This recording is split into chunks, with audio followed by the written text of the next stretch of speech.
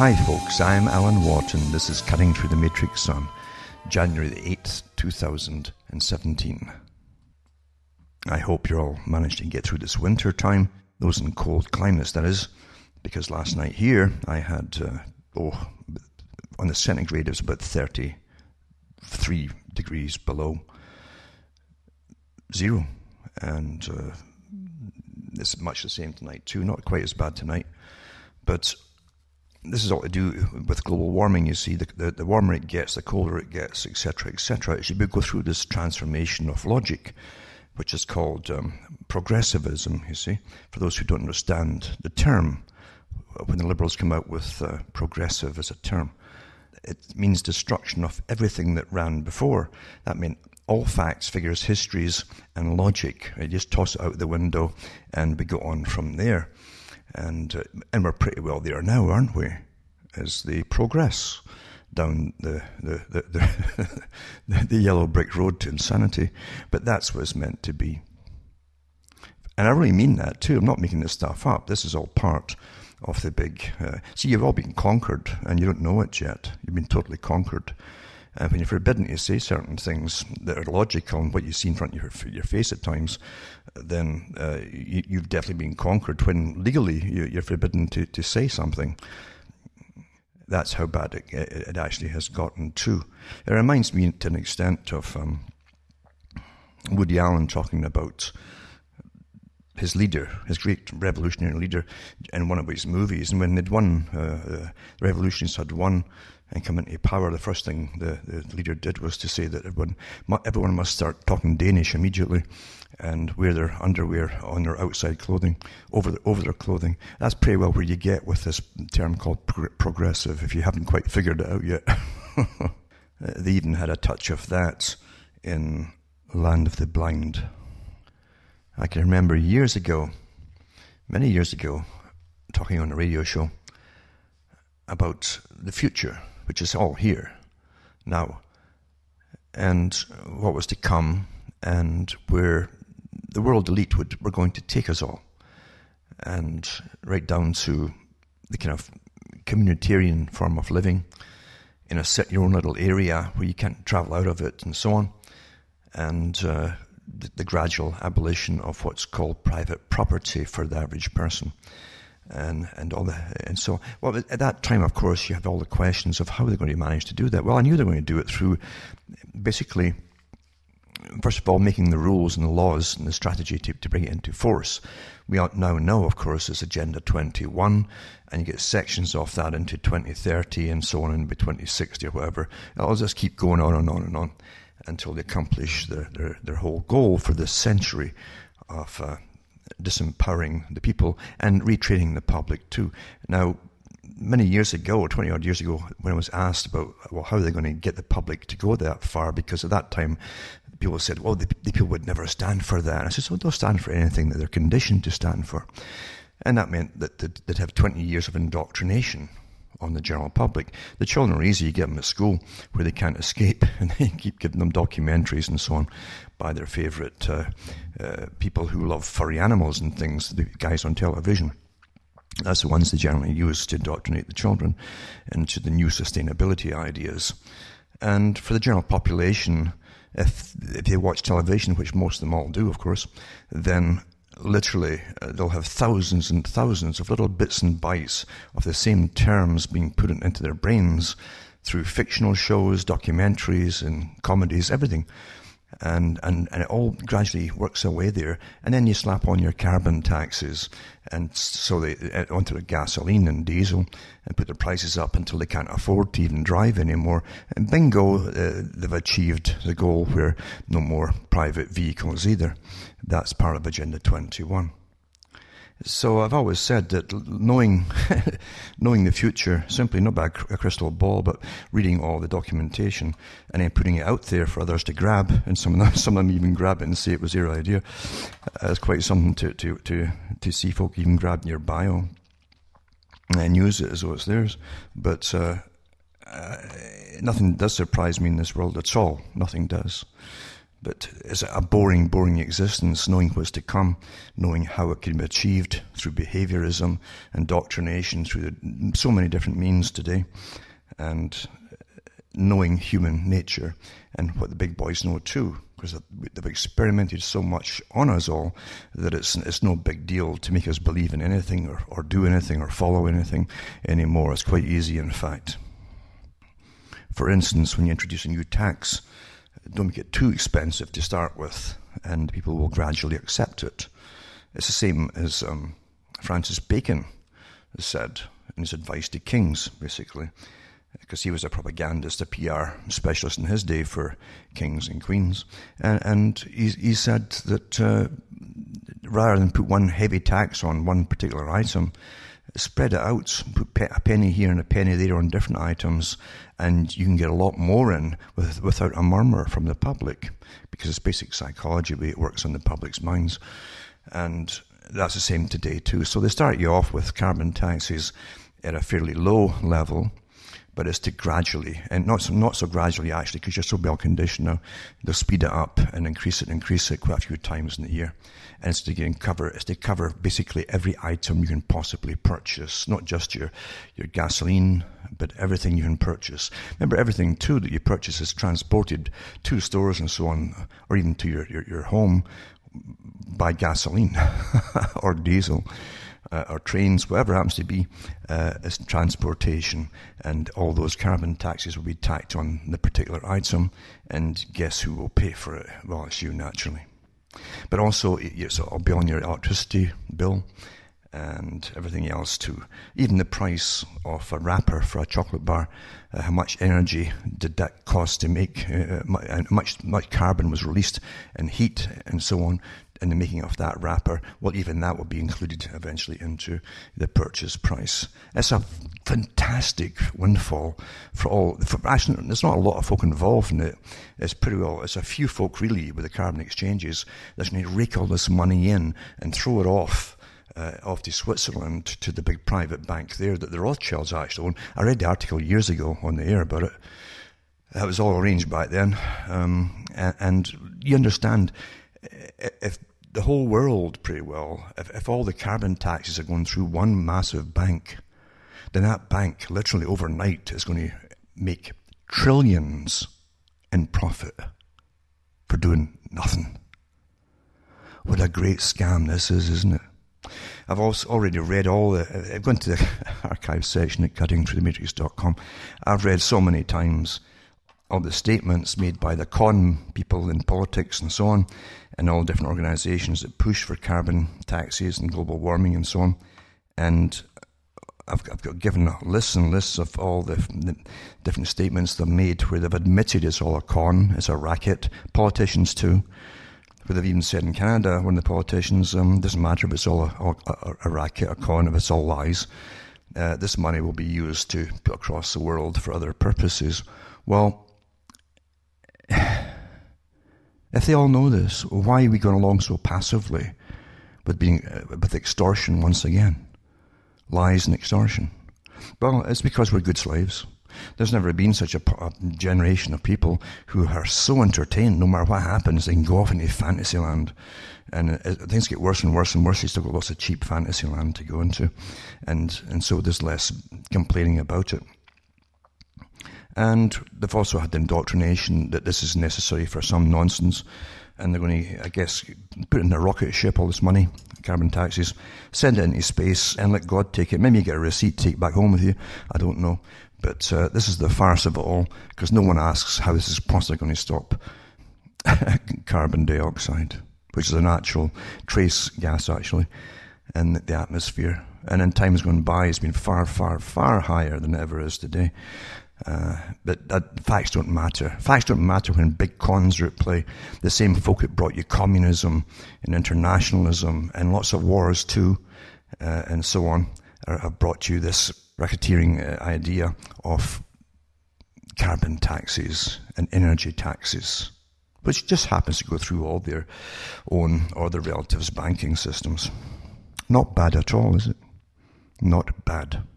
And you've trained the population to say nothing, don't even murmur about it, just go along with it. because we are good, and fairly contented slaves, you know.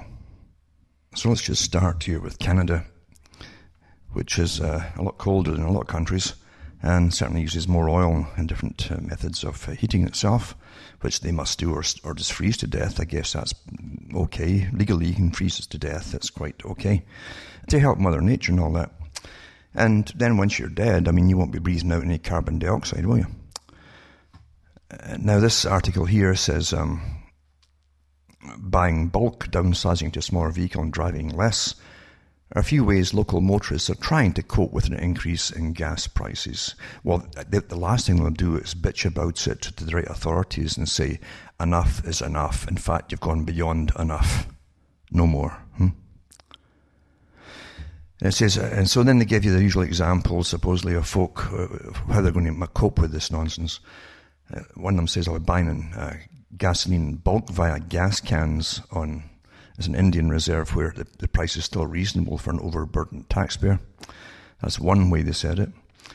And then the paper asks readers how a price increase at the pumps will affect them. It says, on Tuesday morning, people were paying just over $1.15 a litre for gasoline in Brantford, up from about $1.09 at the end of December. And it says, it's just what I need. Gavin Smith said, at price hikes, I'm a pensioner. I just got a 15% increase in the price of something I can't do without, gasoline. I will drive less. So in other words, they're training you, even with this article here, to drive less, which is right out of Agenda 21. And then Robin McLaughlin provided a detailed breakdown on Facebook of the impact of the price hike. He says, I commute and use one tank of gas in 5 days, about 560 kilometres, he says. My vehicle requires premium fuel, so I'm already paying 20 cents per litre over the posted price. I filled up today. It cost me $8 more for a tank of premium than it did before Christmas.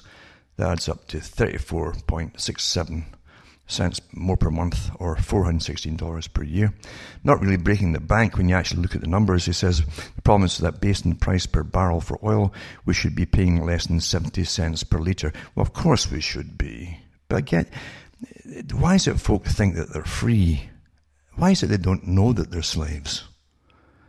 Huh? And that you're not run by any honest people above you. There's not a politician out there that's going to ever be honest about anything. Neither are you going to find some civil service that's going to tell you the truth either. They're all liars as well. In fact, I'm also going to put up a link today, I think, to a documentary. Awfully well done, actually. It's brief, I think, but it's a documentary on Saul Alinsky, who some of you might know about, of course, and I won't go into it. You can read it for yourself, but it's not a bad documentary, and it's from a Catholic perspective, certainly, and they certainly missed a lot out of it, which they could have put in there, but they didn't. But anyway, it did go into some good stuff, including what Machiavelli, who put in his writing called The Prince, that government or leaders should never tell the truth to the public anyway. And when they promise anything to the public, then they should never fulfill what they promise. They should always keep the people off balance. Well, that's never changed. And that's why every department of government has a public relations department is to lie to you. That's what they're there for. Otherwise, why would you need a public relations department if you are the citizen and you go and ask a question? They should just, anyone working there should tell you the truth. But they don't. It must go through a PR specialist that knows how to lie. And that's really the bottom line of it. Quite simple, isn't it? Anyway, back to this article here, and it says, Bonnie White, who also posted a reply on the Expositors' Facebook, the newspaper, was ready for the price increase. Last year I traded my Hyundai SUV for a Honda Fit, White said. I know that gas prices will eventually rise again and even higher. And so on and so on it goes. So there you are. How to adapt is just don't drive as much. Get used to the idea that eventually you can't drive at all, because that's in the Agenda 21 program. No private vehicles allowed. It'd be essential vehicles only. Have you read Agenda 21? Well, it's up to you if you want to or not. I have, and I've read all the other articles too, and all the other appendages to it that they've done since then. And they don't want you driving, folks. And they'll price it out of your range eventually until you'll be awfully good and you'll all move into the cities and you'll get buses for a while until you can't even travel with them. But remember too, all these so-called carbon prices are to go on everything that gives you heat of any kind. Or you can forget I've just said that and go back to fantasy again. Be sure and fantasize, because it's not nice to think about the fact that shortly you're going to eventually be faced with what they've had in Britain for years. The wonderful Britain that brought democracy to the world and all that rubbish, where thousands die in their homes every year, and it's quite normal now. That's acceptable level because they can't afford to heat themselves. Well, welcome to the world, folks, because it's going to be spread across the board now. And once again, I'm sure they'll tell you how to cope with it for a while, because they had that in Britain years ago. Put on more clothing in your home to keep warm. Blah, blah, blah, blah, blah. All that rubbish. But they won't tell you get up there and cause mayhem to the folks that are bringing it all on until it's taken off the books. They won't tell you that. They'll just tell you how to adapt to it. So that's what media is really for, isn't it? Then this article too is Toronto paper, Toronto Sun. It says that Dan Mattig, senior petroleum analyst with GasBuddy.com, predicting the per litre price of gasoline will rise to $1.169 Sunday, fueled by the new cap and trade fee charged by the Ontario government. Remember too, the big corporations get all these things handed to them by the government for free, all these carbon credits to trade, to start off making a profit for themselves. You pay it all though. You pay it all, folks. I've done so many talks on that. It's all in the archive section at cuttingthroughmates.com. I'm not going to do them all again. I've gone into them all in detail across the world, the same agenda, and I'm going to go through it again. Anyway, it says that looks like it's going to be the price pretty much across all of southern Ontario, from Ottawa all the way back down to Windsor, and right up to as far and including North Bay. Without cap and trade charge, which kicks in January the 1st, motorists would likely have been paying $1.119 a litre, he said. The new fees expect to add 4.3 cents to the cost of every litre of gasoline. Actually, it's over that already. There will be 3 taxes embedded into each litre of gasoline, 1 federal, 2 provincial, plus harmonised sales tax on top of those taxes, for a total tax hit of about 42 cents per litre. That's what you're paying on taxes. 42 cents per litre. Well, the pump price for gasoline may be the most obvious sign that energy is getting more expensive in Ontario. It's only getting expensive because of the taxes. It says, Mattig says consumers also need to pay attention to the impact on diesel prices. As I've said, everything is transported, folks, and so everything is going to go up in price. Everything you purchase, and all services too. School buses use diesel; they all got in price. Snow plows for your roads, garbage trucks, they're all going to cost more to operate. And meanwhile, everybody's been prattling about different actresses dying and rubbish like that. But when it comes to this stuff here, they haven't a clue what's going on.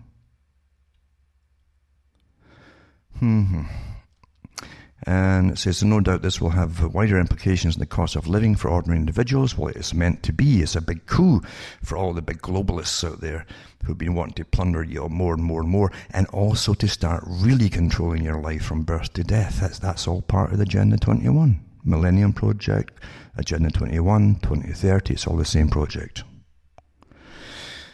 I said, it doesn't just end with transportation fuel. Everything's going to be affected by this. It's going to be a lot more expensive to live in Ontario now, Mattig said. And Kathleen Wynne government said that to introduce cap and trade, that's in Ontario, as a measure to combat climate change and reward businesses that cut their greenhouse emissions. That's the big corporations. Big corporations.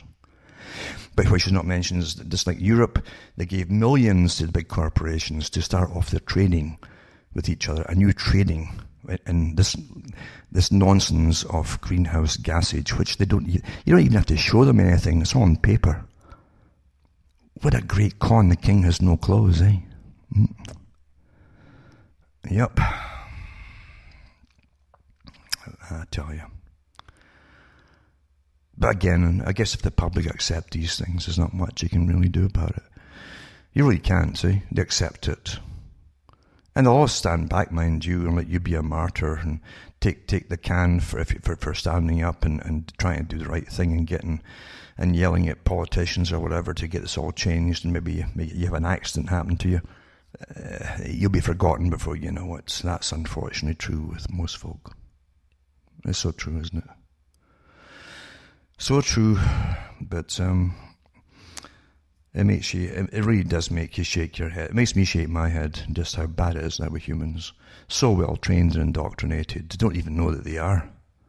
Or even how they got indoctrinated. They just stare at television all day long or all night long. And they're getting programmed for what's to come.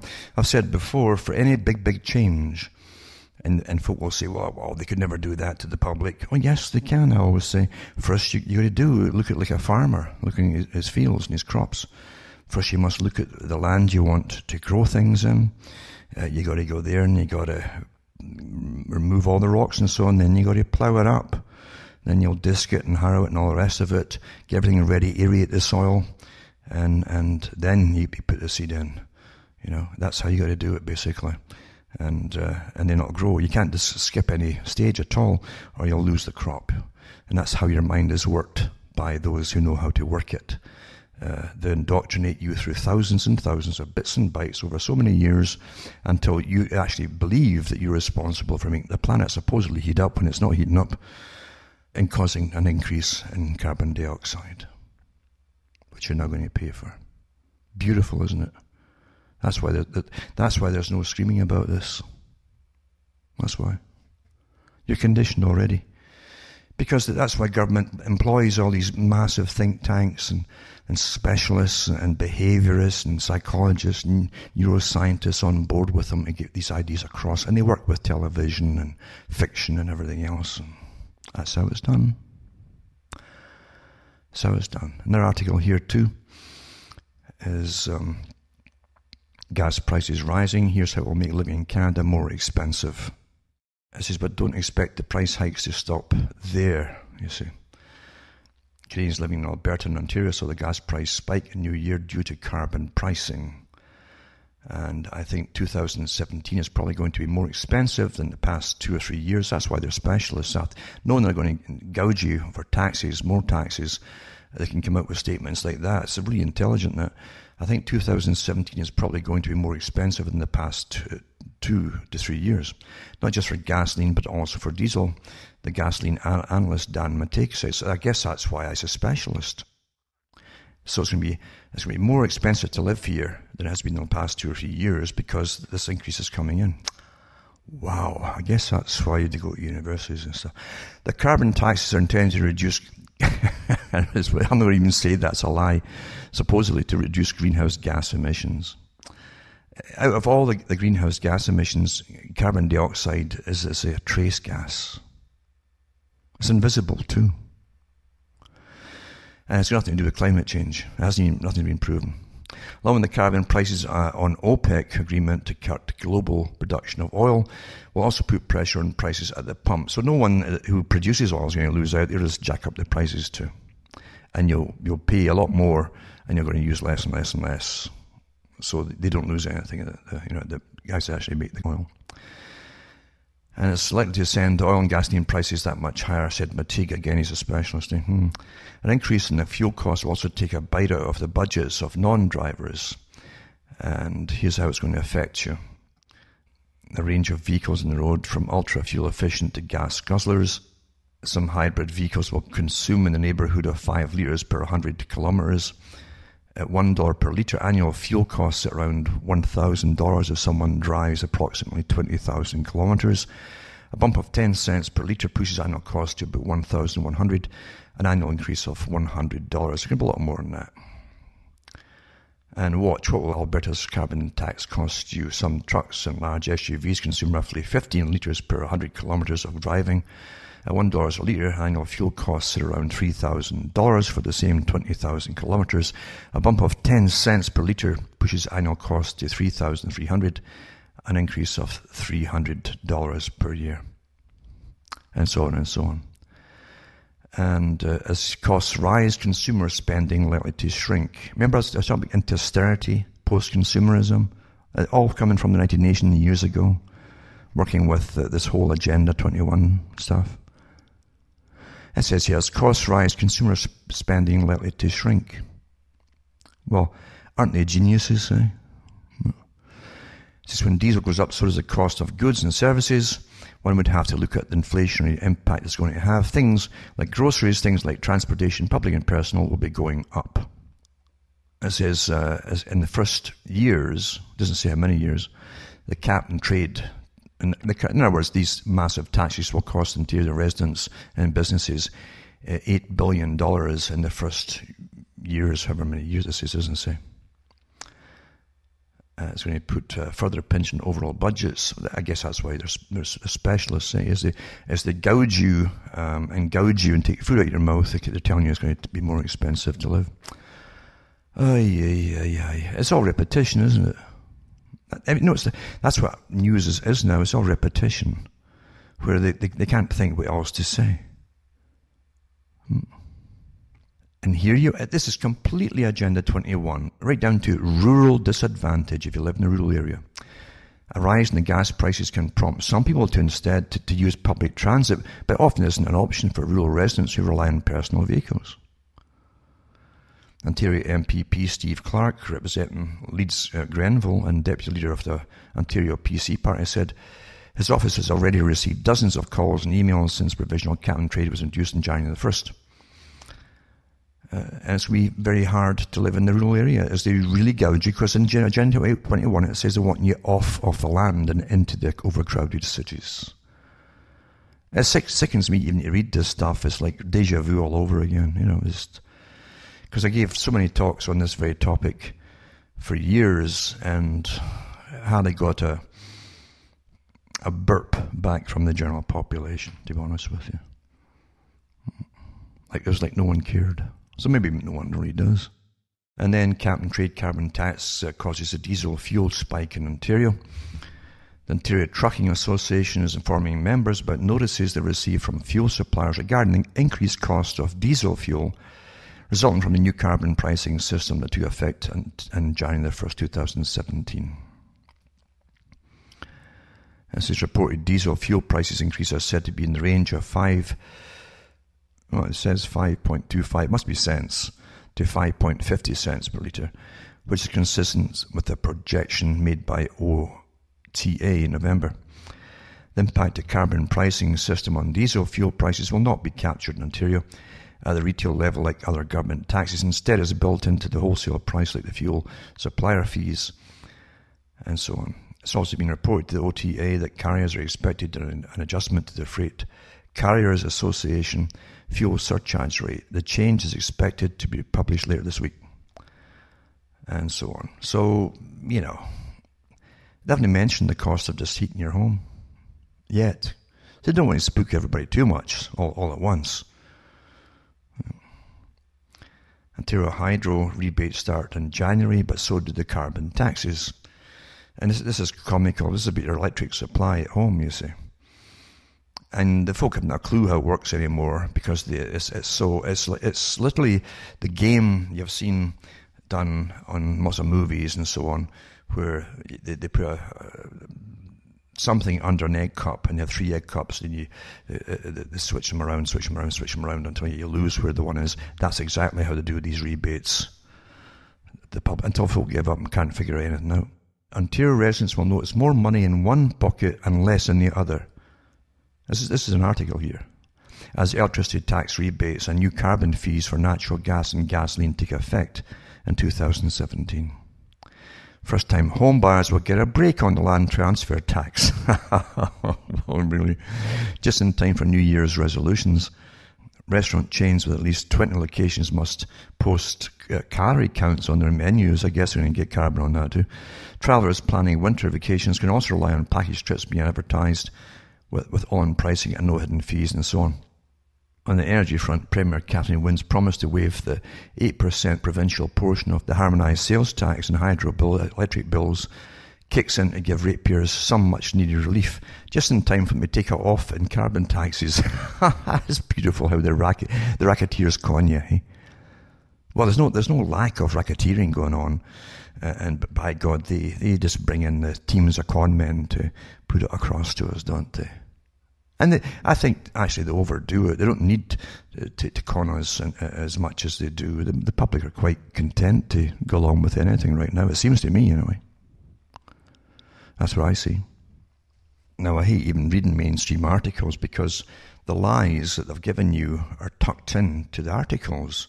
Little terms without explaining anything. They don't want to explain anything because then they'd have to admit they're lying. So they keep the same terminology on the go. It says here that gasoline companies can also charge motorists 4.3 cents per litre on carbon fees, just over $2 per tank, which will help fund programs here. Will help fund programs aimed at reducing greenhouse gas emissions that cause climate change. You see? So it's greenhouse gas emissions that cause climate change. Now, the biggest greenhouse gas emission out there is actually water vapour. See, facts don't matter when it comes to the big con. It says, here's how the carbon fees work. Companies selling fossil fuels must buy greenhouse gas allowances. So if you're selling fuel, for instance, any kind of fuel, which they now call fossil fuels for some reason, which is a big con to heat your home, right? They must first buy greenhouse gas allowances under the government plan to cap carbon emissions, and can trade carbon credits for profit if they come in below their limits. So the big corporations can make a fortune trading this nonsense, you see. But you're going to pay for it all. It says Enrich passes the cap and trade cost to consumers, and the amount customers pay is related to the amount of natural gas they use, the company explains on its website. We believe that both natural gas and Enrich can play an important role in helping to reduce overall emissions in Ontario. It'll achieve a lot of agendas, and as it reduces the populations, as it frees to death in their homes, it'll reduce the population as well. And that's also part of the Agenda 21, the Millennium Project. It fulfills a lot of things all at once, isn't it? Just coincidence, that too, isn't it? The carbon fee will be included in the delivery line of natural gas bills and not listed separately under terms of an Ontario Energy Board ruling that's been widely criticised by opposition parties. I won't tell you either where the money's going to go and what pockets it's going to go through. It's fantastic for every crook up there, isn't it? Every crook that sits and runs and sits over us is just going to get so loaded with money like they've never had in their lives before. Even the multi-billionaires. They're going to rake this in now, I'm telling you. Poor. And it says here, amongst other things that took effect January, diners can expect to see calorie counts and blah, blah. Dietitians of Canada can call new calorie labelling. So this is the good things. Oh, calorie labelling law. Why not label things that are GM? Oh, no, we can't do that. Big corporations might get upset. Aren't we really stupid days? We get our faces slapped all the time. Then we thank them for doing it. It's quite something. Quite something, folks. It really is, isn't it? This so-called reality is quite something. I'm telling you. Now, I've mentioned so many times too that part of the agenda, and most of the agenda actually is written by internationalists, private think tanks and foundations and so on. I've gone through the histories of them ad nauseum as well. And again, you can go through cuttingthroughmedia.com to show you how the world is run, and not by the folk you think you elect, but these big private foundations like Council on Foreign Relations, which is just a subsidiary of really the Royal Institute for International Affairs, which is also a private organisation. And they run the media, they run the think tanks that advise governments as to what to do, and actually they draft up all the different trade agreements for internationalism and so on, and we don't vote for any of them, and none of them say they actually work for government, even though they tell government what to do. And I mean tell government what to do. They also put members into government, and they put members into the civil service and the top positions. You've had them for 100 years, even before they were called what they're called now, same organisation. Anyway, it says, top Council on Foreign Relations globalists warns that the United Nations will get hammered by Trump. And it says, amid escalating outrage surrounding the scandal-plagued UN, globalists seem to be in a panic about the fate of their beloved international organization under the incoming administration. Indeed, a high-ranking globalist with the global government promoting Council on Foreign Relations, a chief promoter of the UN Dictators Club for generations, whined last week that the widely ridiculed global body was going to be hammered by President-elect Donald Trump and the GOP-controlled Congress. However, being hammered may be just the start of problems for globalists and their precious UN. Following a UN Security Council vote last year declaring certain Jewish settlements to be illegal, establishment politicians and liberty-minded lawmakers in Congress have already joined forces in a bid to defund the controversial international organization. Meanwhile, the movement for a complete US withdrawal from the UN has gone mainstream and is picking up momentum like never before. And Trump campaigned on a platform of rejecting globalism in favor of Americanism. Now, I don't fall over when I read things or see things or hear things. I wait to see what happens. Because I've lived long enough to see the rackets and the cons and the promises, etc., of internationalists playing on us, every nation in the world, not just, Canada or Britain or elsewhere. And I've got to really watch, like when Kissinger is possibly coming on board with it, and so on. Now, Kissinger's also a CFR and trilateral. And the trilateral boys are the real technocrats that simply place themselves at the head for the World Bank and IMF and all the rest of it across the world, and even get sent in to take over from presidents and prime ministers, the private organization. So, you don't just jump and be all rah-rah. Remember, public-private partnerships is one of the biggest parts of Agenda 21, where the international corporations run the planet, and the public pay for everything to get built for them, like roads and big factories across the planet and things like that. And you pay for the upkeep, and the big boys simply own it and take all the profit in, if you haven't figured that out. Author developments of senior globalists and establishments types in a tizzy. It says, among the many foreign policy uncertainties created by Donald Trump's election, there's one prediction that we can take it to the bank. The United Nations is going to be hammered, complained Stewart Patrick, the Council on Foreign Relations Director of International Institutions and Global Governance. Canada's got one of the headquarters right here, in fact, it's in Ontario. Global governance. Did you vote for global governance? No. Did you vote for anything that matters? No. Did you vote for carbon taxes? No. And you say that you're free. This is in a column last week, headlined Future US Relationship with UN in Doubts. An unapologetic nationalist is bound for the White House. Republicans are in control of both houses of Congress, and the world body is in their crosshairs, it says. Like the Council on Foreign Relations as a whole, Patrick is an unapologetic advocate of global governance and further empowering the infamous Dictators Club to make policy for humanity. They don't believe... See, these are the guys who push democracy. The word democracy, when they want to go and have you invade countries using their NATO wing of the United Nations and stuff, but they don't believe in it. They believe that experts should run the world. And they're quite right in a sense, simply, and I really mean this, because, you see, the people have never run the world. It's always been the so-called unelected experts that run it, as they still do, and so on. The CFR in Canada admitted that they drafted up the agreements for NAFTA, for merging Canada into a new conglomerate North American group, which would eventually dissolve any nationality at all into one massive lump, basically, with Mexico, the US, and so on. They even talked about putting in our parliament somewhere else to run the Americas, like Montreal, maybe in Montreal. I read these years ago on the air.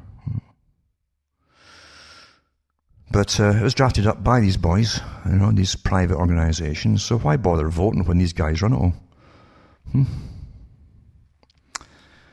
And it says here, they believe that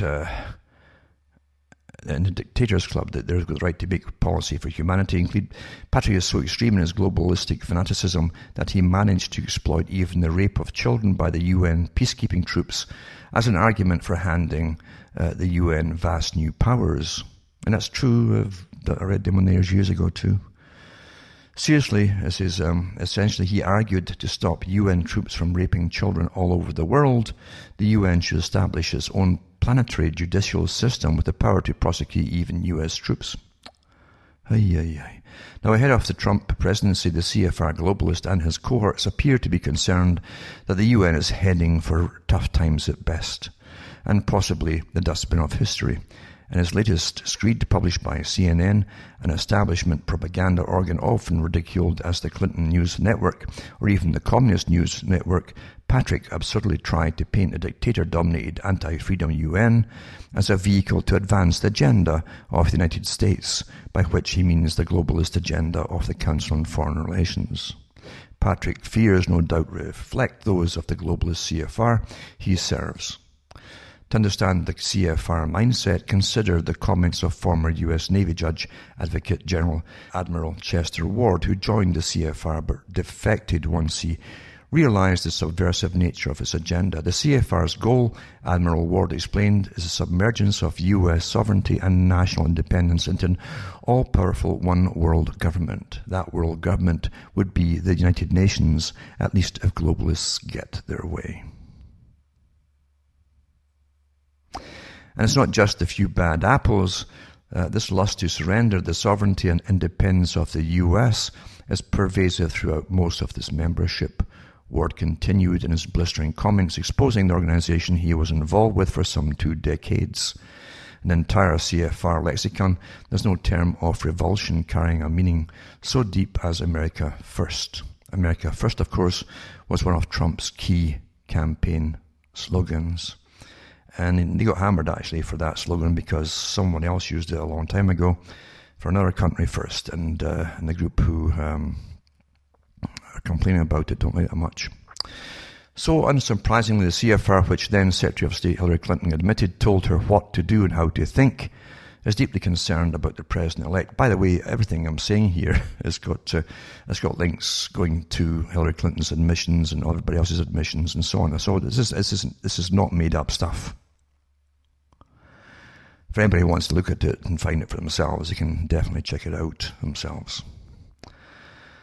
And it says, Hillary Clinton told her what to do and how to think, is deeply concerned about the president-elect. Taking aim at Trump's comments about the UN, Patrick claimed that the relationship between the US government and the UN is fraught in the best of times.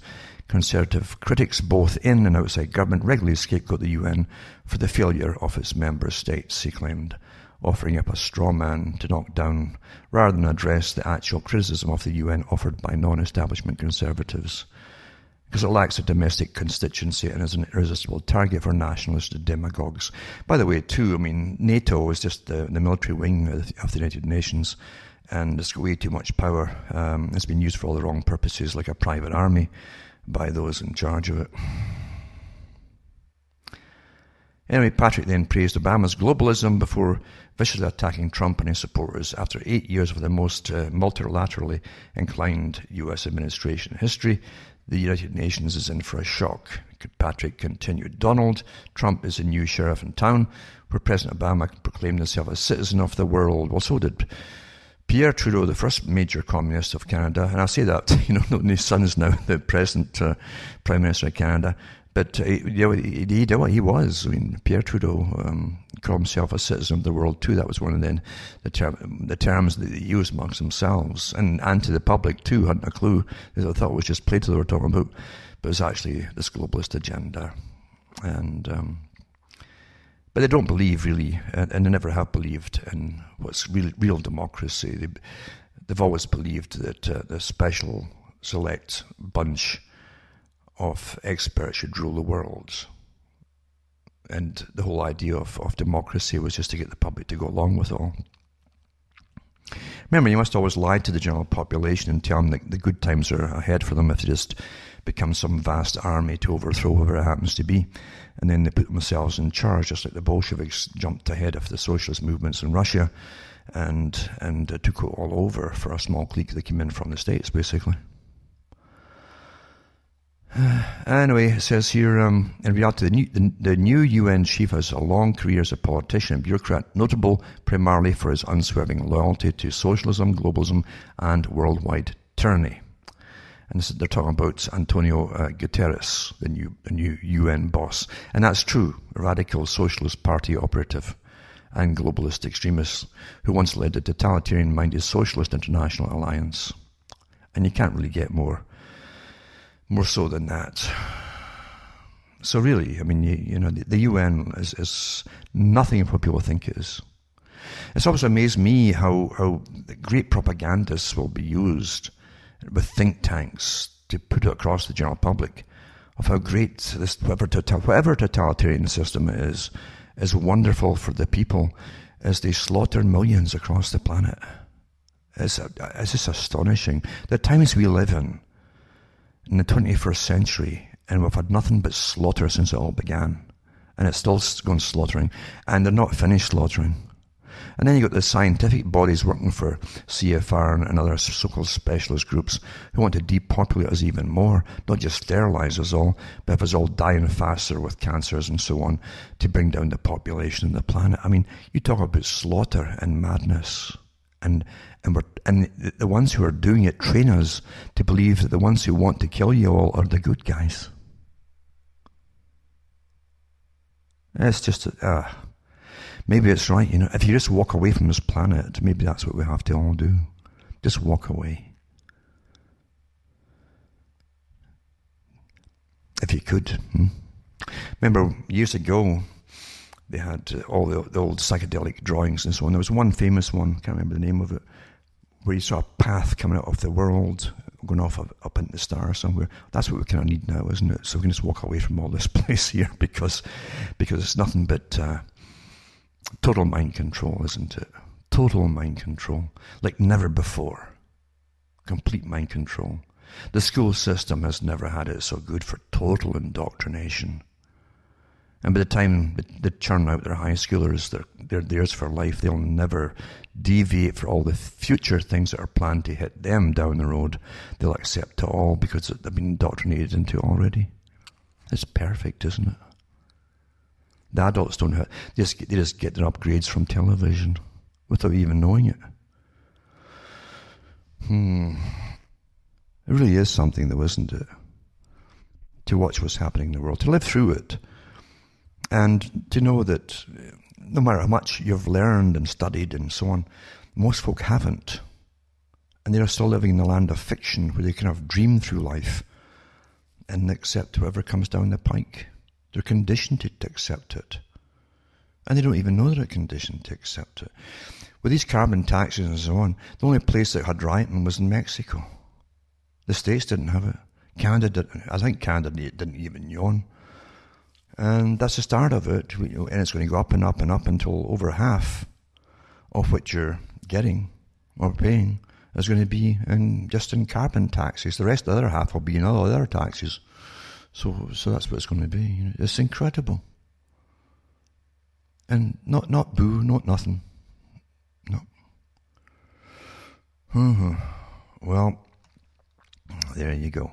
Now on to this too, and it's again another article. It says Stewart Patrick is a senior fellow director of the Programme on International Institutions and Global Governance at the Council on Foreign Relations, this big private global club set up to take over and run the world and run the world's governments.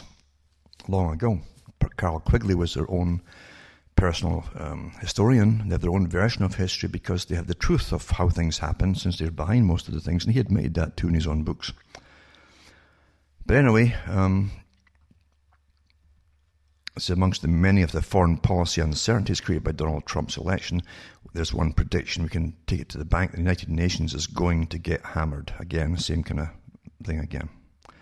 Last week's Security Council vote to condemn Israeli settlement in the West Bank, resolution of which the Obama administration controversially abstained, has enraged the GOP legislators, and so on and so on.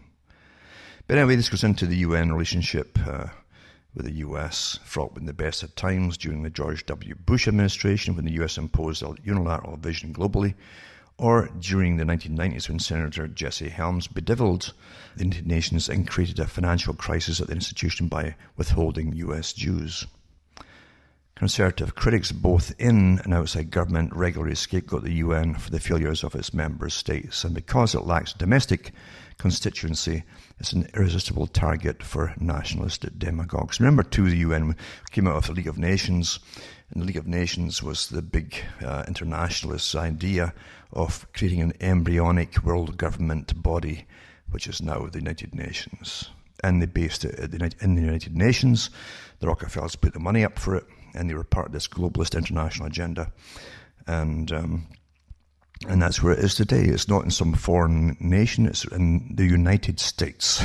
There you go, there's a reason for that. It says, after 8 years of the most multilaterally inclined US administration history, the United Nations is in for a shock, blah, blah, blah, because Donald Trump is a new sheriff in town. Yada, yada, yada. So everyone's supposedly panicking. I don't really believe they're panicking. They don't panic, they always say, in the United Nations, in the CFR, and the trilateral groups, they always say that how can we use this crisis to our advantage? And they do. And you should always remember that too, because if you see the same agenda continuing under a different guise or a different applause, and I mean applause, because the idiots always applaud their own demise. Oh, never forget that. And if you see all your tax money going to public-private partnerships where big corporations have new factories built and stuff like that by the taxpayer, you're seeing the fulfillment of Agenda 21 across the world, including your own nation or ex-nation, depending on how you look upon it or how embedded you are into it already. So it's quite amazing to me and amusing to an extent to watch what really happens and the spin that's put on it. Remember that millions of jobs were lost in the US alone when the free trade with China was all signed and put in. I mean, it took years to work all that out quietly, and they probably never heard of it coming along, this free trade deal. And bingo, once it happened, all these big factories uprooted themselves. The taxpayers were signed into law by your politicians to pay their bills for moving to China, setting up in China, building in China, their factories, and you still, as taxpayers, fund them for any losses they incur for the first 15 years under your wonderful politicians' deals. And most of the public live through all that and they don't even know that this happened. It's astonishing to me. Free trade, eh? And again, it's the CFR that drafted all those things up. The CFR branch for Britain, which is the Royal Institute for International Affairs, private club, they drafted up the whole amalgamation for the integration of Europe. And lied to the public since 1948 until they built the parliament, and there you go. It was done. That's what we live in, is total deception. And you'll never get anything honest coming out of the mouths of civil servants and politicians or anybody who works for the state, basically. It's not going to happen. I think the first thing they're taught is never tell the public anything. And that's what you see. Never tell them anything. You go into a public building and you're looking for someone for directions or whatever, and you'll see them disappearing into side rooms and things. It's like a horror movie. These things that just shadows go on the walls and they just disappear because you remember the public. They might have to say something to you, and they might say something that's too close to the truth, and then they get into trouble. No, you have to go through the PR branch of whatever it is, so that they can lie to you properly, and you walk out with a lie, but you have a smile on your face because they make you feel good about it as you're getting lied to. That's what PR is all about. I can remember when Brian Mulroney brought in, at that time it was the general sales tax. Rather than call it the value-added tax that the CFR had brought in across the whole planet, they called it a different name, and it was all to pay off the national debt. They always lie to you, always give it a good cover. Like basically, Saul Alinsky said the same thing, that their party, the far, far left, the ones above who ran communism, the ones above them, above communism. It says we always use the human traits, appeal to their better nature as you lie to them. And that's what all sides do. So yeah, this tax that Mulroney was talking about was going to pay off the national debt. Years after he left office, he was in an interview on CBC, the Communist Broadcasting Corporation Canada, and he admitted when he was asked that question, how much of that tax went to pay off the debt? He says, not a penny, he says. And folk keep voting. It doesn't matter who they vote for. They're always getting lied to because they all have PR departments and specialist think tanks on how to present a face to the public. Not the truth to the public, but a face to the public. Personally, I'm kind of sick of the faces part. And I don't expect much, mind you, from them. Like, some folk get awfully serious and really want to believe them. That's quite something to me. But as I say, when a country starts to tax your travel, which that boils down to, think about it, that's what you're getting, folks. Your right to travel, and your ability to travel, and your right to heat yourself, and so on, and to a level comfortable to you and your physical condition, whoever it happens to be, then you are being persecuted, and you better understand that. And if you've got any gonads left at all in this GM-saturated world with all its pesticides and so on, you should get up into their faces and complaining, because that's all you have left, is your ability to scream and yell and say, enough, enough, enough, get this off the books. Including the same nonsense with all the climate nonsense too, that certainly has not been proven at all. Science has to be proven to be called science, and it has to be proven with experiments that you can simulate yourself with the same results, and you won't get them. Because it's not science at all. It's a big socialist engineering con game. Well, from myself, from a very cold Ontario, Canada, I'm Alan Watt, and it's good night. May your God, your gods go with you.